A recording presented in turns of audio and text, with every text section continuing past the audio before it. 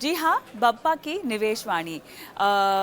गणपति का आगमन हो चुका है और ऐसे में अब जो आने वाले दिन हैं वो गणपतिमय रहने वाले हैं, बप्पामय रहने वाले हैं और बहुत ज़रूरी है ये समझना कि इनके आगमन के पीछे की वजह क्या है और कैसे, क्योंकि हम सब जानते ही हैं कि सबसे प्रथम देव हैं गणपति बप्पा और ऐसे में आप कोई भी शुभ कार्य कर रहे हो अपने घर में, हमेशा शुरुआत इन्हीं के नाम से और इन्हीं की पूजा से होती है।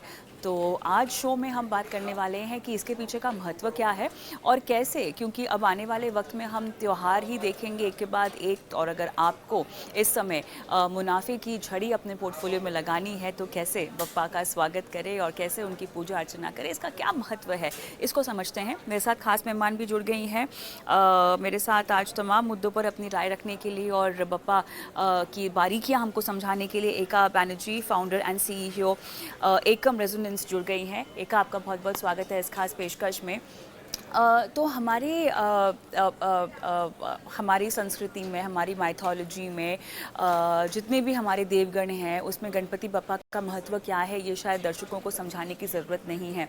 प्रथम देव ये कहलाए जाते हैं और सबसे पहली इनकी पूजा अर्चना होती है और इन्हीं के आने के बाद से त्योहारों की झड़ी लग जाती है। क्या ये कहना गलत बिल्कुल। होगा? जी, बताइए। बिल्कुल सही सही कह रही हैं आप कविता, और आपको भी गणपति की बहुत बहुत बहुत शुभकामनाएं। देखिए, ये तो जैसे आपने कहा कि कुछ कहानियां हैं जो कि बहुत ही प्रसिद्ध हैं, कुछ कहानियां हैं जो बहुत पॉपुलर हैं, हम सब ने सुनी हुई हैं कि हम गणपति जी का आह्वान करते हैं किसी भी पूजा को करने से पहले, उनको बुलाते हैं किसी भी शुभ कार्य से पहले, उनकी अर्चना करके उनको विघ्नहर्ता बुलाते हैं कि भाई आइए हमारे विघ्न हरिएगा, और चलिए जो भी हम ये प्रयोजन कर रहे हैं वो शुभ हो और वो अच्छी तरह से संपूर्ण हो। लेकिन जो इंटरेस्टिंग कहानी इस बात की है कि उनको ही क्यों विघ्नहर्ता माना जाता है, ये शायद बहुत प्रचलन में नहीं आया।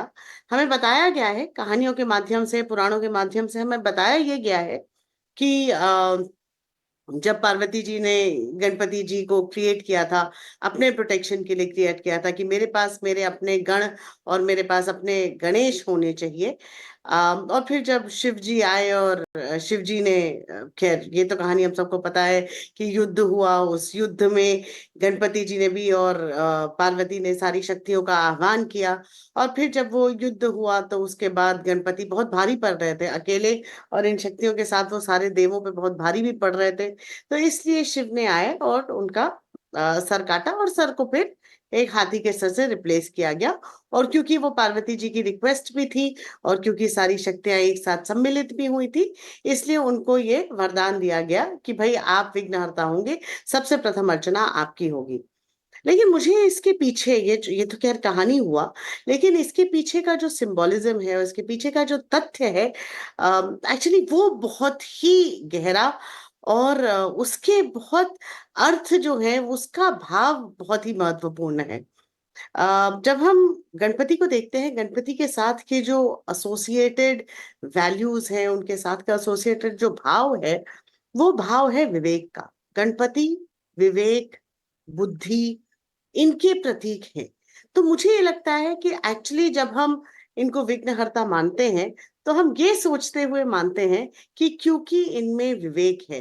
देखिए, जब हम कोई भी कार्य कर रहे हैं, कोई भी प्रयोजन कर रहे हैं, उससे पहले हम में उत्साह भी है, हमारी नियत भी ठीक है, हम उसकी प्लानिंग भी कर चुके होते हैं, हम बहुत बड़े एक्साइटेड होते हैं उस प्रयोजन के लिए कि हाँ भाई सब अच्छा हो। लेकिन ये जो गणपति का आह्वान होता है, ये होता है अपने आप में विवेक स्थापित करने के लिए कि जो भी कार्य कर रहे हैं उसमें हे प्रभु हमें विवेक दो, हमें बुद्धि दो, हमें डिजर्नमेंट दो, एक सेंस ऑफ जजमेंट दो, एक विजडम दो, कि इस कारण से विघ्न ना हो। ये हमारा मानना है इस पर। चलिए, तो विघ्नहर्ता का आगमन हो चुका है और ऐसे में अगर आप उनकी पूजा अर्चना करते हैं तो सारे आपके जीवन से जो विघ्न हैं वो निकल जाएंगे। लेकिन एका, बाजार का उतार चढ़ाव तो मेरे ख्याल से हमेशा का एक विघ्न है हमारे दर्शकों के लिए, हमारे निवेशकों के लिए। अच्छा, अब तो ये बताइए कि बाजार को लेकर जो लोगों की चिंताएं हैं, जिनको अगर मैं विघ्न के तौर पर मान सकती हूँ, या अगर हम उसको ऐसा एक एंगल लेकर बात करें तो क्या संदेश बप्पा की तरफ से आपको मिलता हुआ दिखाई दे रहा है, या उस संदेश को हम कैसे समझे बप्पा के आगमन से? कविता, मुझे तो लगता है कि कुछ तो कारण होगा ही। हम ये जो, जैसे आप जो कह रहे हैं, त्योहारों का, पर्व का ये जो सारा पक्ष है, ये हम शुरू ही करते हैं गणपति के आह्वान से। जैसे मैंने कहा कि भाई, गणपति का आह्वान माने अपने भीतर विवेक को स्थापित करना। Now, specially as far as markets are concerned, हमें हमारे आसपास बहुत बहुत एक्टिविटीज होती है। मार्केट से लेकर एक एक एक हवा सी चलती है, एक तूफान सा आता है। कभी हमें हर तरह की खबरें भी होती हैं मार्केट में। कुछ स्टॉक उड़ रहे होते हैं, कुछ स्टॉक गिर रहे होते हैं, हर तरह की खबर होती है। और उसमें मुझे लगता है कि गणपति का आह्वान और गणपति को अपने भीतर स्थापित करना और भी ज्यादा जरूरी हो जाता है। कारण ये कि जिस तरह के बड़े कान हैं गणपति के, उसमें होता है कि भाई आप सुने, सुने सब कुछ। लेकिन जो आप देखें, गणपति की वो छोटी आंखें होती हैं, जो आप देखें तो बहुत कॉन्सेंट्रेटेड फोकस के साथ देखें। इनफैक्ट मुझे तो बहुत ही इंटरेस्टिंग लगता है कि गणपति इतने वो कहते हैं ना, डी रिस्क करते हैं, रिस्क को आइडेंटिफाई करना और फिर उनको डी रिस्क करना। और कितनी प्यारी कहानियां हैं उसकी, कि जब एक दंत को वेद व्यास ने उनसे प्रार्थना करी कि भैया आप महाभारत लिखेंगे मेरे लिए, तो एकदंत ने, गजानन ने एक्चुअली उनसे कहा कि देखिए मैं लिखूंगा जरूर। और वही मार्केट की तरह वेद व्यास बस बोलते ही रहे कि देखिए मैं लगातार बोलता रहूंगा, मैं कहानी सुनाता रहूंगा और आप उतने ही नॉनस्टॉप लिखेंगे। तो आप देखिए कैसे गणपति जी ने अपने आप को उसमें डिरिस्क किया, आइडेंटिफाई करी रिस्क और डिरिस्क किया। उन्होंने कहा देखिए वेद व्यास जी, आप, ये मुझे मंजूर है कि आप जैसे कहेंगे आप कहते रहिएगा, मैं लिखता रहूंगा, लेकिन मैं बिना समझे नहीं लिखूंगा। तो इसलिए आप जब बोल रहे होंगे तो मैं सुन रहा हूंगा और मैं समझूंगा, इसलिए मैं आपसे प्रश्न भी पूछूंगा, इसलिए मैं जो आप कह रहे हैं उसके पूरा मायना भी जानना चाहूंगा। So he wants to understand the context completely, कि क्या बात हो रही है, जो हवा उड़ रही है, जो आप कह रहे हैं वो क्यों कह रहे हैं, किस लिए कह रहे हैं, इसके डिटेल्स क्या है, इसका कॉन्टेक्स्ट क्या है। और उसके बाद, और ये तो मुझे इतना प्यारा लगता है, ये सोच कर भी इतना प्यारा लगता है कि गणपति बड़े हैं। क्योंकि वो बड़े हैं इसलिए वो हर चीज को अपने में समा लेते हैं, हर चीज को डाइजेस्ट कर लेते हैं। लेकिन उन्होंने कहा कुछ चीजें हैं जो मैं शायद जिसके भीतर ना घुस पाऊं, क्योंकि मैं बड़ा हूं। तो क्योंकि मैं उसके भीतर नहीं घुस पाऊंगा, इसलिए मैं अपने वाहन मूषक को भेजूंगा। So he actually ensures that he sends the Mushak to make sure that the finer points are studied, analyzed. मेरे ख्याल से He यही can एक बहुत read बड़ा टेक between the अवे है। lines, the terms and conditions जी, understood and accepted. यही एक टेक अवे है जो निवेशकों को भी लेना चाहिए, कि हर बारीकी में घुसना चाहिए और सुनी सुनाई बातों में ना आकर खुद ही हर जानकारी को, हर इन्फॉर्मेशन को जांच परख कर ही आगे बढ़ना चाहिए, क्योंकि आपके गाढ़ी मेहनत की कमाई है। लेकिन साथ ही मैं चाहती हूँ कि गणपति बप्पा का रिद्धि सिद्धि का भी एक कनेक्शन है, क्योंकि देखिए, Lord of wisdom, Lord of knowledge हम गणपति बप्पा को कहते हैं। और एक निवेशक के लिए भी जो सबसे बड़ी ताकत होती है वो है द पावर ऑफ नॉलेज, सही ज्ञान। यही आपको बाजार में भी काम आता है और यही ज्ञान आपको ज़िंदगी जीने में भी काम आता है। तो बप्पा का ज्ञान के साथ और रिद्धि सिद्धि का कनेक्शन कैसे एक निवेशक जो है वो जोड़ सकता है, अभी के संदर्भ में अगर मुझे समझना हो तो? इनफैक्ट ये तो बड़ा ही टॉपिकल और कहते हैं ना, बिल्कुल क्षणिक प्रश्न पूछा आपने।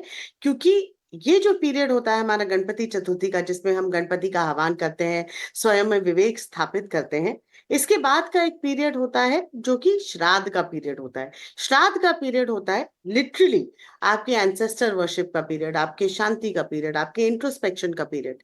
वो पीरियड होता है जिसमें आप हिस्ट्री देखते हैं, जिसमें आप एस्टेब्लिश करते हैं कि, and frankly in the market context, कि आपके मार्केट का स्टॉक पोर्टफोलियो का हिस्ट्री क्या रहा है, रिटर्न्स क्या रहे हैं, एक्सेट्रा।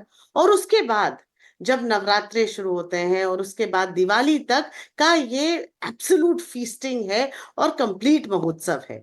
इसीलिए जब रिद्धि सिद्धि हुई, इनफैक्ट क्या आपको पता है कविता, कि लक्ष्मी जी स्वयं गणेश जी की मानस पुत्री हैं।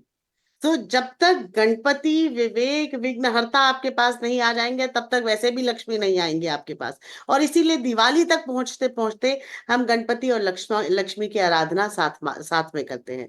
इसी प्रोसेस में जब गणपति के लिए वधुएं ढूंढी जा रही थी, तो ब्रह्मा जी ने कहा कि इतने ये खुद विवेकपूर्ण है, इंटेलिजेंट है, अपने पेरेंट्स के भक्त हैं, इनके लिए तो जो इनकी जो सहभागिनी होनी चाहिए वो भी बहुत वाइज होनी चाहिए। तो इसलिए इनकी जो सहभागिनी है वो ब्रह्मा पुत्री रिद्धि और सिद्धि हुई। उसमें Riddhi is wealth and prosperity, and Siddhi is intellect, wisdom and spiritual undertaking. तो जब तक रिद्धि और सिद्धि साथ नहीं होंगी, तब तक, तो जब आप गणपति की आह्वान करें तभी उनके साथ रिद्धि सिद्धि आती हैं, और उसके बाद आपके पास लक्ष्मी आती हैं।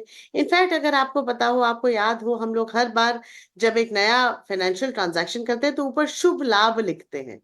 शुभ और लाभ गणपति के पुत्र हैं। शुभ इज ऑस्पिशियसनेस, कि हर सब कार्य सहजता से हो, ग्रेस से हो, और लाभ आपका प्रॉफिट हुआ। तो जब तक ये जो यूनिवर्स है गणपति का, जिसमें गणपति, रिद्धि, सिद्धि और शुभ लाभ और लक्ष्मी, ये आपका पूरा फाइनेंशियल यूनिवर्स है, which eventually leads you to profitability along with prosperity and with wisdom.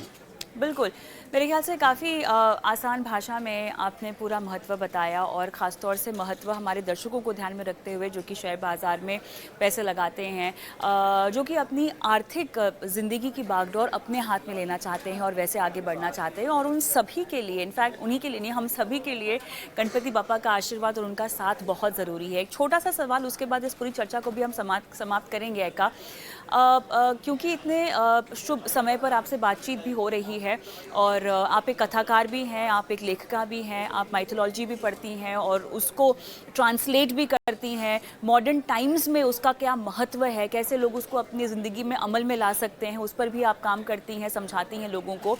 तो मॉडर्न टाइम गणेशा, अगर मुझे समझना हो, कोई अगर हो सकता है, तो उसमें क्या क्या सद्गुण होने चाहिए, क्योंकि गणपति बापा तो सर्वगुण संपन्न है, ठीक है। उनके गुणों को एक मनुष्य के अंदर डालना मेरे ख्याल से एक सही तुलना नहीं होगी, सही कार्य भी नहीं होगा करने के लिए। लेकिन अगर आपको इन्वेस्टमेंट की दुनिया में गणेशा बनना हो, तो आप क्या छोटे छोटे टिप्स दे पाएंगी? 2-3 ही सही, क्या बोल पाएंगे? बहुत बढ़िया कविता। इनफैक्ट मैं तो बहुत ही क्लियर हूँ इस बात में कि 3 या 4 चीजें हैं जो हमें गणपति से सीखने को मिलती हैं।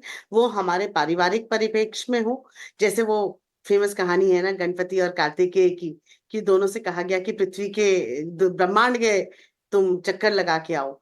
गणपति बहुत फोकस थे, बहुत कॉन्सेंट्रेटेड थे, बहुत गोल क्लैरिटी थी उनमें। उन्होंने कहा मेरा ब्रह्मांड मेरे पेरेंट्स हैं। तो while Kartikeya went of on a tour of the universe, Ganpati ने अपने पेरेंट्स के आसपास परिक्रमा लगाई, उनको प्रणाम किया और कहा कि आप ही मेरा ब्रह्मांड है, और इसलिए ये मेरी परिक्रमा समाप्त हुई।